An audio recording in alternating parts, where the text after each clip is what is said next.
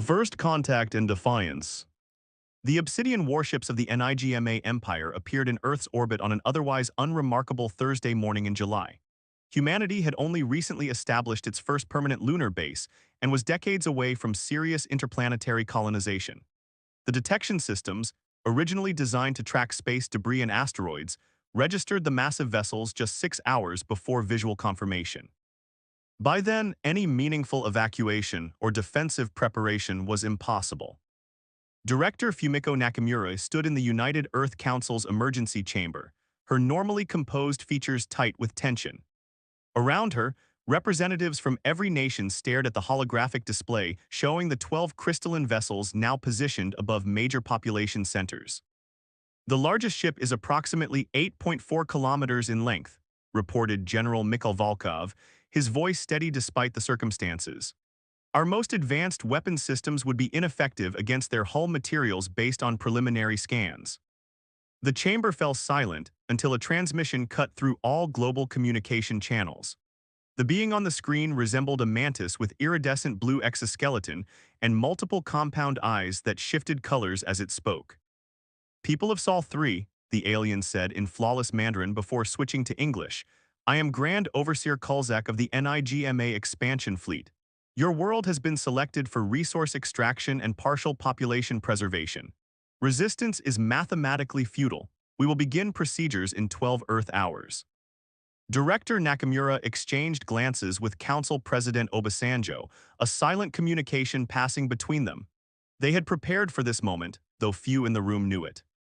"We need to issue the warning," Nakamura said quietly. Obasanjo nodded and approached the communication terminal. When his face appeared on screens across the world and presumably aboard the NIGMA vessels, his voice carried a calm dignity that belied the gravity of the situation.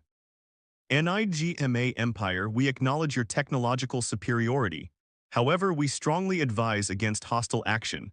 Earth is not what it appears. We are not defenseless. Turn back now." The response came swiftly, a sound that humans would interpret as laughter, though it had a metallic, clicking quality to it. Grand Overseer Kulzak's mandibles quivered with apparent amusement. "Your species has barely mastered rudimentary spaceflight," he replied. "Our scans show primitive fission technologies and chemical propellants. Your largest orbital construct would fit in our waste processing units. Your warning is noted and dismissed." 4 hours later, the first strike hit. A beam of concentrated energy pierced Earth's atmosphere and struck the Aegis Defense Complex in the Ural Mountains. 2 million people died in an instant, the facility and surrounding area reduced to a molten crater 30 kilometers wide. The world watched in horror as footage spread across the global network. In the underground facility beneath the Antarctic ice shelf, Director Nakamura removed her official uniform jacket and replaced it with a simple black tactical suit. Around her, technicians and military personnel activated systems that had remained dormant for decades, systems unknown to the general public or even most government officials. "They took the bait," said Dr. Hiroshi Tanaka, lead scientist of Project Prometheus. His fingers danced across the control panel, bringing ancient machinery to life.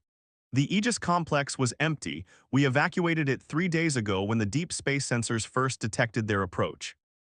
"And they targeted exactly where we wanted them to," Nakamura replied. "Activate the Lazarus Protocol." Across the planet, thousands of seemingly ordinary structures, weather stations, communication towers, offshore oil platforms, simultaneously revealed hidden components. These weren't conventional weapons that the NIGMA sensors could detect. They were something entirely different. What the NIGMA Empire couldn't know was that humanity had not been alone all this time. 53 years earlier, a different alien vessel had crashed in the Gobi Desert.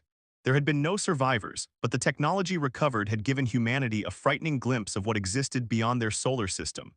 Rather than announcing this discovery, a secret global coalition formed to prepare for inevitable future contact. The first wave of Earth's counterattack wasn't designed to destroy the NIGMA fleet. It couldn't.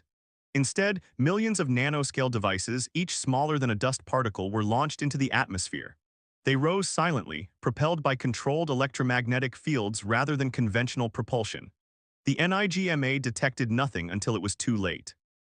"Infiltration at 92% complete," reported Lieutenant Danica Wang from her monitoring station. "The nano devices are transmitting." What made humans different from the 17 other species the NIGMA Empire had previously conquered wasn't superior technology or physical strength. It was adaptability and paranoia. The quantum-entangled cores of the nanodevices began transmitting data directly into Earth's hidden quantum computing network, bypassing conventional signals that could be blocked. Within minutes, Earth's defense AI had complete schematics of NIGMA technology, ship layouts, and most crucially, their communication protocols. Aboard the NIGMA command vessel, Grand Overseer Kulzak's confidence faltered when his communications officer reported anomalies in their systems. Impossible, he dismissed. These primitive beings cannot penetrate our security measures. But humans had never developed conventional cybersecurity the way the NIGMA had. Earth's digital defenses had evolved from constant internal attacks, hackers, rogue states, corporate espionage. The result was an approach to information warfare that was chaotic, adaptive, and utterly foreign to the structured NIGMA systems. By the time Kulzak realized what was happening, Earth had control of 40% of his fleet's subsystems. Their systems are compromised, Dr. Tanaka reported. We can proceed to Phase 2. The real attack began not with explosions or energy weapons, but with something more fundamental: gravity manipulation. Humans had discovered the principles of gravitational engineering while studying the crashed alien ship. Though they hadn't mastered interstellar travel, they had developed gravity weapons, devices that could intensify or nullify gravitational fields in localized areas. Across the NIGMA fleet, artificial gravity systems suddenly reversed. Ships that had maintained perfect formation for centuries found their crews violently thrown against ceilings. Life support systems recalibrated to toxic levels. Navigation systems detected phantom gravitational wells where none existed. One-third of the NIGMA fleet began drifting out of position, crews incapacitated or dead. They're deploying countermeasures, warned Commander Jackson from his monitoring station. Adaptive software is isolating our intrusion. Nakamura had expected this. Initiate Phase 3. This was the true heart of the Lazarus Protocol, not the technology itself but the psychology behind it. Humans, with their history of warfare against themselves, understood something fundamental about conflict that the NIGMA did not. The most effective way to defeat an enemy isn't to destroy them, but to make them destroy themselves. The remaining functionality of the nanodevices was used not to attack, but to transmit false communications between NIGMA ships, contradictory orders, distress signals that didn't exist. In the confusion, several NIGMA captains, believing they were under attack from within their own fleet, opened fire on Allied vessels. From his command ship, Kulzak watched in horror as his perfectly coordinated armada descended into chaos. "This cannot be happening," he hissed to his second-in-command. "These are primitives." The NIGMA had made a critical error in their assessment. They had evaluated Earth based on its official military capabilities, its openly declared technologies. They failed to account for humanity's greatest strength, its paranoia and capacity for deception. 36 hours after the initial NIGMA attack, nearly half their fleet was disabled or destroyed by friendly fire through manipulated targeting systems and falsified commands. Kulzak finally realized his mistake and ordered a retreat, but it was too late. His command ship's propulsion systems had been compromised. As his remaining vessels attempted to withdraw, Earth launched its final response, conventional missiles, but not aimed at the NIGMA ships. Instead, they detonated in carefully calculated positions, creating an electromagnetic pulse unlike anything the aliens had encountered before. The pulse was harmless to human technology, which had been hardened against such attacks decades ago, but the NIGMA crystalline technology, dependent on precise energy flows, shattered under the strain. As his ship's systems failed around him, Kulzak received one final transmission from Earth. It was President Obasanjo again, his expression solemn. "We warned you," he said simply. "Earth is not what it appears." The counteroffensive and galactic reckoning. 3 weeks after what humanity now called the Earth defensive, the remains of the NIGMA fleet drifted in orbit, a monument and a warning. Scientists and engineers swarmed over the captured vessels, extracting technologies that would advance human development by centuries. But victory had come at a cost. Major Julian Reyes stood in the medical wing of Olympus Base, the secret lunar facility that had served as the secondary command center during the attack. He looked down at the burned body of his sister Valentina, who had been stationed at a ground outpost when a stray NIGMA energy beam had struck it. Unlike the other 2,000 personnel at that location, she had survived barely. "The graphs are taking well," said Dr. Amara Okonkwo beside him. "We've incorporated some of the NIGMA regenerative techniques. She'll recover, but it will take time." Julian nodded silently, like many survivors torn between pride in humanity's unexpected victory and a deep simmering rage at what the aliens had done. This contradiction, this capacity to hold opposing emotions simultaneously, was another uniquely human trait that the NIGMA had failed to account for. In the secure holding facility beneath Geneva, Grand Overseer Kulzak was beginning to understand this complexity. His interrogator, Dr. Tomas Dvorak, was neither cruel nor kind, simply methodical. Day after day, the human extracted information about the NIGMA Empire, its extent, hierarchy, technological capabilities, and most importantly, its likely response to the defeat at Earth. "Your Imperium will send another fleet," Kulzak stated during their 7th session. "It wasn't a threat, merely a fact. Our empire does not accept defeat." Dr. Dvorak's expression didn't change. How long would that take, given the distance? Kulzak hesitated, then answered truthfully, 7 of your months at maximum speed." Dvorak made a note on his tablet. "Thank you for your cooperation." The NIGMA commander's head appendages twitched in confusion. "You are not concerned." "On the contrary," Dvorak replied, "we're counting on it." What Kulzak couldn't know was that humanity had already launched its counter-response. The day after the battle, Earth had dispatched 15 stealth vessels, ships that had been hidden in the asteroid belt for decades, waiting for this exact scenario. Each carried a payload of quantum-entangled nanodevices similar to those used against the NIGMA fleet, but modified based on the newly acquired intelligence. These ships wouldn't engage the NIGMA reinforcements directly.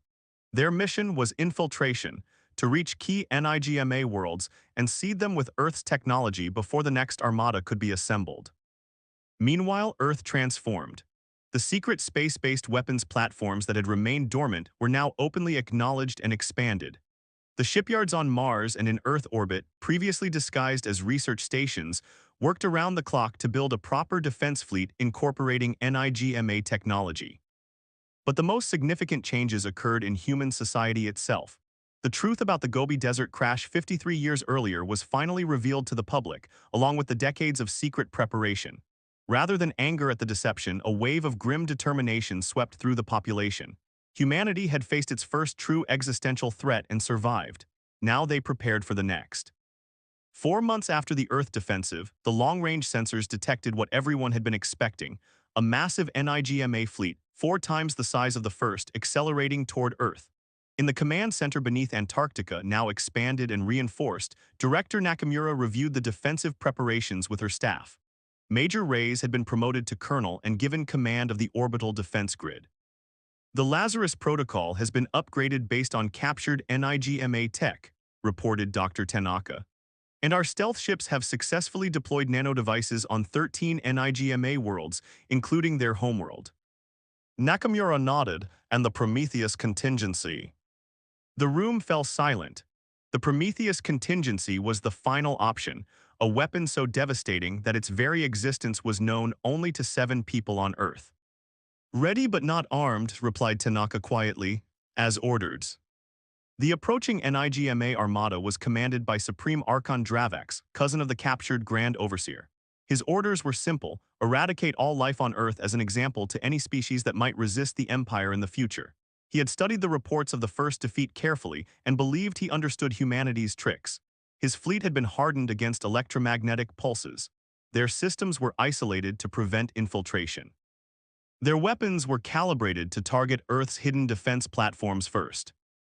They would not underestimate these primitives again. What Dravax didn't realize was that humans excelled at asymmetric warfare precisely because they never used the same strategy twice. As the NIGMA fleet entered the outer solar system, they encountered no resistance. Earth's defense grid remained powered down. No transmissions were detected. It appeared the humans were either hiding or preparing to surrender. "Maintain formation," Dravax ordered as they approached Mars. "They are attempting to lure us into complacency." But when the fleet passed the orbit of Mars, still encountering no resistance, even Dravax began to wonder if the humans had fled. Perhaps they had abandoned their homeworld, knowing they couldn't withstand a proper NIGMA assault. The truth was far different. Earth hadn't been idle during the months of preparation. Using captured NIGMA technology combined with human ingenuity, they had developed something new, a quantum phase shield that rendered the entire planet and its orbital defenses invisible to NIGMA sensors. To the approaching fleet, Earth appeared normal but undefended. In reality, every cubic kilometer of orbital space had been seeded with defensive measures. And deep beneath Antarctica, Director Nakamura gave the order they had been waiting for. Initiate Operation Hydra. The attack began not from Earth but from the NIGMA ships themselves. The nano-devices planted on their homeworld had been carried aboard by unsuspecting crew members, hidden in their very bodies. At Nakamura's signal, these devices activated simultaneously across the entire fleet. But unlike the first battle, they didn't target ship systems. Instead, they interfaced directly with the NIGMA's neural implants, standard technology that all NIGMA military personnel receive to enhance battlefield awareness. Across the fleet, crew members suddenly found themselves experiencing realistic hallucinations. Enemies where none existed, systems failing that were functioning normally, orders that had never been given.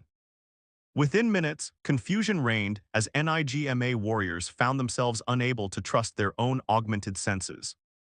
"They're in our minds," shouted Dravax's second-in-command before drawing his weapon and firing at shadows on the bridge. Security forces responded, not realizing they too were compromised, and the command ship devolved into chaos. As the NIGMA fleet fragmented from within, Earth finally revealed its defenses. The quantum phase shield dropped, and thousands of small attack craft, hybrids of human design and NIGMA technology, swarmed from hidden lunar bases. Colonel Reyes led the first wave, his targeting systems identifying ships where the command structures remained intact. "Remember," he transmitted to his pilots, "we want prisoners when possible. This isn't just about winning, it's about sending a message." The battle lasted less than 6 hours. Without cohesive command structures, the massive NIGMA fleet could not coordinate its advanced weapons.